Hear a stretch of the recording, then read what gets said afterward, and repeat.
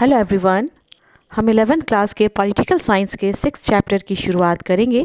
इस चैप्टर का नाम है जुडिशरी यानी कि न्यायपालिका। जैसा कि हम जानते हैं कि सरकार के 3 महत्वपूर्ण अंग होते हैं, जिसमें कार्यपालिका, विधायिका और न्यायपालिका होते हैं। कार्यपालिका यानी कि एग्जीक्यूटिव, जिसे हम गवर्नमेंट भी कह सकते हैं, जो कि नियमों को इम्प्लीमेंट करती है, और विधायिका यानी कि लेजिस्लेचर, जो कि कानून बनाती है, और न्यायपालिका यानी कि जुडिशरी, जो कि कानूनों की व्याख्या करती है और हमें न्याय दिलाने का भी काम करती है। तो ये जो सरकार के तीनों ऑर्गन हैं या अंग हैं जो शासन व्यवस्था को चलाते हैं, ये तीनों मिलकर के शासन का काम करते हैं। ये कानून व्यवस्था को बनाए रखने की कोशिश करते हैं और जनता के कल्याण के लिए भी कार्य करते हैं। तो यहाँ पर हम न्यायपालिका के बारे में यानी कि जुडिशरी के बारे में स्टडी कर रहे हैं। तो सबसे पहले हमें ये जान लेना है कि न्यायपालिका या जुडिशरी क्या है और ये हमारे लिए महत्वपूर्ण क्यों है। तो सबसे पहले हमें देखना है कि न्यायपालिका क्या है, व्हाट इज़ जुडिशरी। तो न्यायपालिका का काम है न्याय दिलाना, देश के नागरिकों की सुरक्षा करना और उनके अधिकारों की रक्षा करना। तो देखा जाए तो न्यायपालिका या जुडिशरी जो होती है वो आधुनिक लोकतंत्र की नींव का पत्थर होती है, जिसके बिना अच्छे लोकतंत्र की कल्पना भी नहीं की जा सकती है। और यहाँ पर हम लोग देख रहे हैं कि भारत की न्यायपालिका पूरी तरह से स्वतंत्र होती है। क्यों स्वतंत्र होती है? कि भारत की न्यायपालिका को स्वतंत्र भी रखा गया है और ताकि वो निष्पक्ष रूप से क्या कर सकेगी, न्याय कर सकेगी, ताकि उस पर किसी प्रकार का दबाव ना रहे और वह सही तरीके से न्याय कर सकेगी। इसलिए भारतीय न्यायपालिका को जो है कार्यपालिका के कार्यों से दूर रखा गया है या उसे स्वतंत्र रखा गया है। अब हम लोगों को ये जान लेना है कि न्यायपालिका महत्वपूर्ण क्यों है। Why is judiciary important. तो यहाँ पर हम लोग देखेंगे कि कई मायनों में जो है जुडिशरी हमारे लिए बहुत ही महत्वपूर्ण है। तो यहाँ पर हम लोग फर्स्ट पॉइंट देख रहे हैं, विवादों को सुलझाने हेतु, टू सॉल्व डिस्प्यूट्स। यानी कि हम लोग जानते हैं कि जो हमारा देश है विविधताओं से भरा हुआ है। कई प्रकार की लोग यहाँ पर देखने को मिलते हैं। यहाँ नागरिकों के बीच इन्हीं विविधताओं को लेकर के हम लोग देखेंगे कि झगड़े होते रहते हैं या कई ऐसे मामले होते रहते हैं। तो ऐसे विवाद जिसमें कि धर्म हो या अमीरी गरीबी हो, चाहे जाति को लेकर के विवाद हो रहे हैं, तो ऐसे मामलों को क्या होता है, न्यायपालिका यानी कि जुडिशरी के द्वारा आसानी से सुलझाया जा सकता है और वो हमारे लिए न्याय भी करती है। फिर हम सेकंड पॉइंट यहाँ पर देख रहे हैं, मौलिक अधिकारों की रक्षा करना, टू डिफेंड फंडामेंटल राइट्स। तो हम लोग जानते हैं कि हर नागरिक को अपने डेवलपमेंट के लिए अधिकार की आवश्यकता होती है। इसलिए कॉन्स्टिट्यूशन ने हमें फंडामेंटल राइट्स दिए हैं, जिसके द्वारा हम लोग क्या कर सकते हैं, अपना डेवलपमेंट कर सकते हैं। पर यदि कोई हमारे इन अधिकारों को छीनने की कोशिश करे तो हम लोग क्या कर सकते हैं, न्यायपालिका के पास जा सकते हैं और न्यायपालिका के द्वारा ही हम लोग अपने अधिकारों को क्या कर सकते हैं, फिर से पा सकते हैं। फिर यहाँ पर हम लोग थर्ड पॉइंट देख रहे हैं, संविधान का संरक्षक, टू प्रोटेक्ट कॉन्स्टिट्यूशन। यानी कि यहाँ पर हम लोग देखेंगे कि जो सुप्रीम कोर्ट होता है, जो कि सबसे बड़ा न्यायालय होता है, वो संविधान के संरक्षक यानी कि वो गार्डियन की तरह होते हैं। यदि कोई भी ऐसा कानून जो कि नागरिकों के अधिकारों को क्या कर रहा है, नुकसान पहुंचाने की कोशिश कर रहा है, तो न्यायपालिका उस कानून को क्या कर सकती है, गैर कानूनी घोषित कर सकती है। इसलिए जो न्यायपालिका है उसे पूरी तरह से क्या किया गया है, फ्री रखा गया यानी कि स्वतंत्र रखा गया है, ताकि जो गवर्नमेंट है वो नागरिकों पर अपनी मनमानी भी नहीं कर सके। और न्यायपालिका सरकार के कामों पर भी रोक लगा सकती है अगर सरकार अपनी मनमानी कर रही है, जो कि जनता के हित के लिए भी नहीं होगी। तो सरकार पर क्या करेगी, न्यायपालिका रोक लगाएगी और वो नागरिकों की रक्षा करेगी। तो यहाँ पर हम लोग फिर उसका फोर्थ पॉइंट देख रहे हैं, कानून का शासन यानी कि रूल ऑफ लॉ। जो जुडिशरी होती है वो कानून का शासन स्थापित करने के लिए भी आवश्यक होती है, क्योंकि हम लोग जानते हैं कि जो कानून होता है वो सभी के लिए बराबर होता है।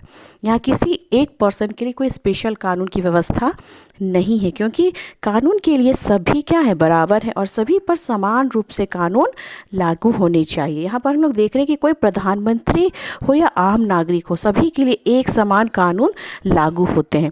और कानून का शासन होने के कारण क्या होता है कि कोई भी सरकार जो होती है वो नागरिकों के अधिकारों को छीन नहीं सकता है, और सरकार जो होता है वो तानाशाह भी नहीं बन सकता है, क्योंकि न्यायपालिका इन सब पर क्या कर रही है, रोक लगा रही है, क्योंकि कानून सभी के लिए बराबर है, एक समान होती है। फिर उसके बाद हम लोग आगे देखेंगे कि हम लोग भारत देश की बात करें तो यहाँ पर नागरिकों के जो अधिकार की सुरक्षा के लिए फ्री एंड फेयर यानी कि स्वतंत्र और निष्पक्ष न्यायपालिका की व्यवस्था की गई है या उसकी आवश्यकता है, और सरकार की जो मनमानी होती है उस पर भी रोक लगाने के लिए ये स्वतंत्र और निष्पक्ष न्यायपालिका की आवश्यकता होती है। और हर एक राज्य में न्यायपालिका का होना भी बहुत ज़रूरी है, क्योंकि हम लोग जिस देश में रहते हैं वहाँ विविधताओं से भरा देश है और कहीं ना कहीं किसी प्रकार का अन्याय होता है, इसलिए न्यायपालिका ही है जिसके माध्यम से व्यक्ति न्यायपालिका के द्वारा अपने अधिकार को पा सकता है या अपने हक की लड़ाई लड़ सकता है। और स्वतंत्र न्यायपालिका जो होती है भारत जैसे देश में बहुत ही ज़रूरी है, हम लोग जान रहे हैं, क्योंकि यहाँ पर जाति, धर्म, अमीरी, गरीबी, ऊंच नीच या सरकार की जो गलत नीतियाँ या पॉलिसीज़ होती हैं इन सबको क्या करना पड़ता है, सहना पड़ता है या लड़ना पड़ता है। और व्यक्ति को सही न्याय तभी मिल सकता है जबकि न्यायपालिका पर किसी भी प्रकार का दबाव ना हो और वो पूरी तरह से स्वतंत्र हो और स्वतंत्रता के साथ वो सही न्याय दिला सके। अब हम लोग जानने की कोशिश करेंगे कि जो न्यायपालिका होती है, जुडिशरी होती है, उसको अगर स्वतंत्रता दी गई है तो उसकी स्वतंत्रता को भी कैसे सुरक्षित किया जा सकता है या कैसे उसको प्रोटेक्शन दिया जा सकता है कि वो सही तरीके से न्याय दिला सकेगी। तो हम लोग यहाँ पर देखेंगे कि भारत में जो न्यायपालिका की स्वतंत्रता है उसको निश्चित करने के लिए कुछ प्रावधान दिए गए हैं। तो यहाँ पर हम लोग देख रहे हैं provisions that ensure the independence of judiciary in India. तो क्या क्या ऐसी चीज़ें हैं जो भारतीय न्यायपालिका की स्वतंत्रता को हम लोग देखेंगे यहाँ पर सुनिश्चित कर रही है। तो भारत देश में देखेंगे कि जुडिशरी को स्वतंत्र रखने का क्या किया गया, प्रयास किया गया है और कई ऐसी व्यवस्थाएं भी की गई है कि ऐसी व्यवस्थाएं की गई है, क्योंकि कभी कभी क्या होता है ना कि न्यायपालिका के ऊपर काफ़ी ज़्यादा दबाव डाला जाता है, प्रेशर रहता है उनके ऊपर, जिसके कारण वो क्या होता है कि कभी कभी वो गलत निर्णय भी ले लेते हैं। तो यहाँ पर हम लोग देखेंगे कि संविधान के द्वारा ऐसी व्यवस्थाएं की गई है जिसके द्वारा इनकी स्वतंत्रता को सुरक्षित रखने का प्रयास किया गया है। तो यहाँ पर हम लोग यहाँ पर देखेंगे नियुक्ति या अपॉइंटमेंट। तो यहाँ पर सबसे पहले हम लोग देखेंगे कि जो न्यायपालिका की स्वतंत्रता को तभी सुरक्षित रखा जा सकता है जबकि सही ढंग से उनको क्या किया जा सकेगा, अपॉइंटमेंट किया जा सकेगा। ऐसा ना हो कि उनका अपॉइंटमेंट किसी सिफारिश पर हो, ऐसा नहीं होता। इनकी जो नियुक्ति होती है, जैसे कि हम सुप्रीम कोर्ट और हाई कोर्ट के जज की नियुक्ति की बात करेंगे तो क्वालिफिकेशन के आधार पर राष्ट्रपति के द्वारा उनकी नियुक्ति की जाती है। ऐसा नहीं हो रहा है कि किसी नेता के द्वारा किसी भी जज को क्या किया जा रहा है, अपॉइंट किया जा रहा है। अगर ऐसा किसी नेता के द्वारा ऐसा होता है कि उन्हें अपॉइंट किया जा रहा है तो कोई वो नेता का प्रेशर उनके ऊपर रहता, पर ऐसा नहीं है। वो एक क्वालिफाइड रहते हैं और वो प्रेसिडेंट के द्वारा क्या किया जा रहा है, उनको अपॉइंट किया जा रहा है। तो यहाँ पर वो पूरी तरह से स्वतंत्र रहते हैं कि सही तरीके से वो क्या कर सकेंगे, न्याय दिला सकेंगे। फिर सेकेंड हम लोग यहाँ पर देखेंगे जजों को हटाने की विधि, रिमूवल ऑफ जजेस।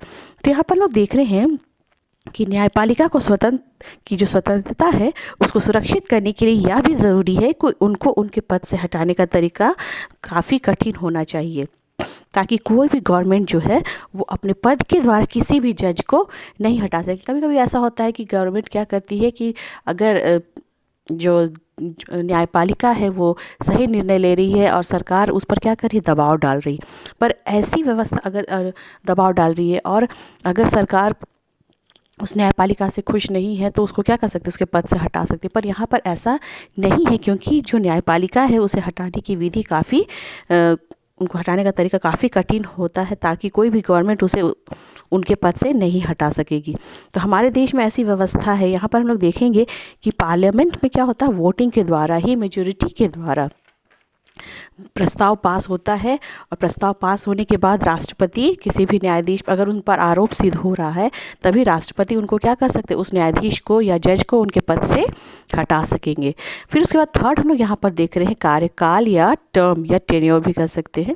तो यहाँ पर हम लोग देखेंगे कि जो न्यायपालिका की जो स्वतंत्रता है उसको सुरक्षित रखने के लिए ये भी ज़रूरी है कि इनका जो टर्म होता है वो लंबा हो, ताकि वो निष्पक्ष रूप से अपना काम कर सके। मतलब कि उनको सही समय, मतलब कि समय मिलना चाहिए कि वो किसी फैसले के नतीजे तक पहुंच सके और अपना काम सही रूप से कर सके और किसी मामले के लिए वो सही निर्णय भी ले सकेंगे। तो हम लोग यहाँ पर देख रहे हैं कि जो सुप्रीम कोर्ट के जज हैं उनके रिटायरमेंट एज जो है वो 65 ईयर्स जो है निर्धारित की गई है, और जो हाई कोर्ट के जज होते हैं उनके लिए 62 ईयर्स तक इनका जो है रिटायरमेंट एज निर्धारित किया गया है, ताकि वो अपने जो कार्यकाल है उस कार्यकाल को पूरी अवधि के कार्य करने के बाद ही वो क्या हो सकेंगे, रिटायर हो सकेंगे।